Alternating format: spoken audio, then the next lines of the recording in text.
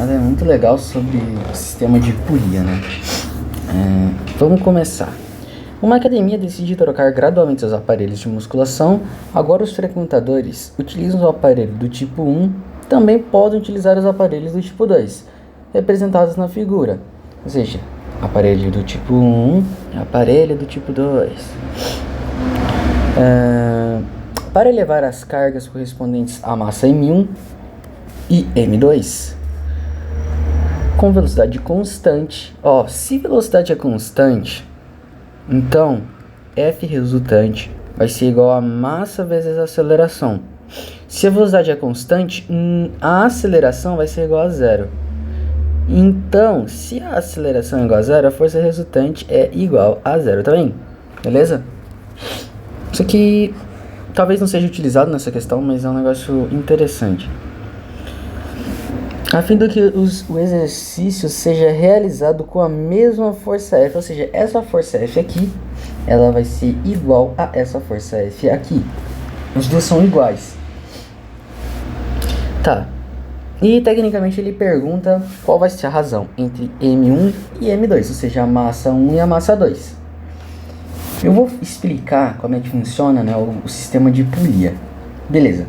O sistema de polia é o seguinte, a gente vai puxar para cima aqui com uma força, né? E daí essa força vai ser puxada aqui para cima também. Só que, como tem dois lados a polia, essa parte do teto e a polia, né? Os dois estão sendo carregados por alguma força. Senão, esse lado aqui ele simplesmente ia cair aqui pro chão, tá ligado? Mas não é isso que acontece. Então, o teto, né? Ele também vai estar sofrendo uma força F. Beleza? E a massa, ela tem o seu peso. Nesse aqui, a gente só tem uma força F que está só sobre a polia. E aqui a gente também tem a força peso. Como aqui a gente tem duas forças F atuando, né? A gente tem duas forças.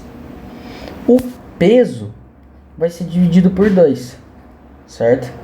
Ou seja, nesse exemplo 1 aqui, se as duas massas fossem iguais, o peso de M2, né, seria a mesma coisa que isso aqui, né? Seria metade do outro peso. Mas no exercício ele fala que é a mesma força F. Se é a mesma força F, o peso aqui ele tem que ser o dobro, né? Para ficar equivalente. Ou seja, a gente vai ter aqui P dividido por 2 de um lado e P dividido por 2 do outro. Ou seja, o teto aqui está encarregado por segurar uma parte do peso e essa polia está encarregada por segurar o resto do peso. Como ele fala que as duas forças, né, F1 vai ser igual a F2, para ser equivalente à força, no 1 a gente tem a força M, e como do outro lado aqui vai ser dividido por 2, a gente pode colocar como o dobro, 2M dividido por 2. Assim, as duas vão ser iguais, as duas forças vão ser iguais. Então, para F2, a gente tem M igual a 2. E em F1, M igual a 1. Se a gente colocar na razão que ele pede, vai ficar exatamente assim, né? M2, vamos colocar 2M, e 1M. A gente pode cortar os dois, vai ficar 2. Essa é a resposta, beleza? Então, uma coisa que é muito importante saber é o seguinte: se você tiver uma polia parada, né, com alguma caixa, a força vai ser uma só. E o peso, tá aqui embaixo, vai sempre ser representado desse jeito, beleza? Mas se a gente tiver uma outra polia na caixa e uma outra polia no teto, a gente tem a força peso para baixo, correto? Pensa desse jeito, que eu acho que vai ser mais interessante. Você tem a força peso para baixo.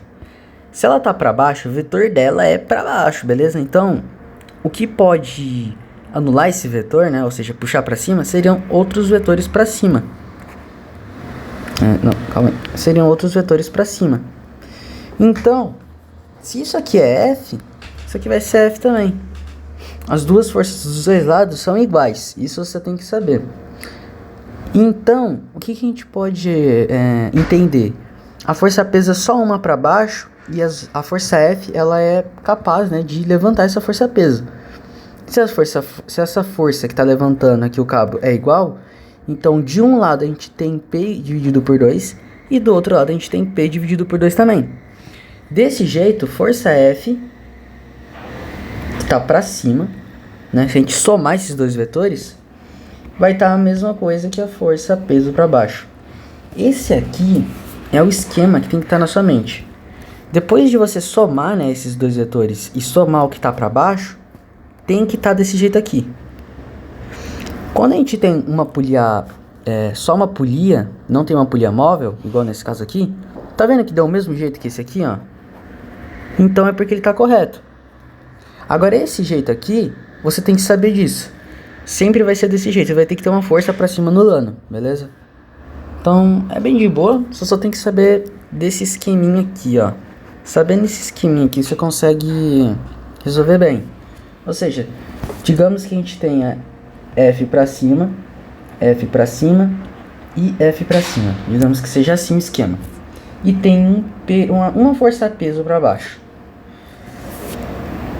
Resumindo, a gente vai ter P dividido... não é B. Caramba, escrevi errado. A gente vai ter P dividido por 3, P dividido por 3 e P dividido por 3.